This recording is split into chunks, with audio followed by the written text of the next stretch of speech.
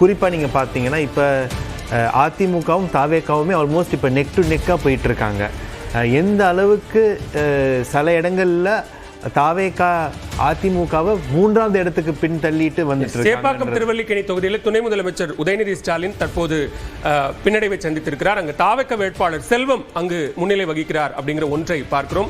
அவர் கடைசி நேரத்தில் காங்கிரஸ் கட்சியிலிருந்து விலகி தாவேக்காவில் இணைந்த டி செல்வம் அங்கு தற்போது முன்னிலை வகித்துக் கொண்டிருக்கிறார். சேப்பாக்கம் திருவல்லிக்கேணி தொகுதியில் 295 வாக்குகள் வித்தியாசத்தில் உதயநிதி ஸ்டாலின் பின்னடைவை சந்தித்திருக்கிறார் அப்படிங்கிறதையும் பார்க்கிறோம். அதான் சொல்றேன், இது வந்து இந்த ஒரு தொகுதியை தாண்டி கண்டிப்பாக சென்னையில் திராவிட முன்னேற்ற கழகத்துக்கு இது ஒரு பெரிய பின்னடைவு தான். ஆனால் இதை தாண்டி தாவேக்காவோட தாக்கம் வந்து பார்த்தீங்கன்னா தமிழ்நாடு சார்ந்த பல பகுதிகளில் இருக்கிறதா. ஏன்னா இது ஒரு இடம் மட்டும் இல்லை, சேலம், காரைக்குடி, திருச்சி, சென்னை அப்படின்னு பல்வேறு பிராந்தியங்கள்லையும் தாவேக்காவுக்கு ஒரு நல்ல ஒரு வரவேற்பு இருக்கிறது என்பதை நம்மளால் தெரிந்து கொள்ள முடிகிறது.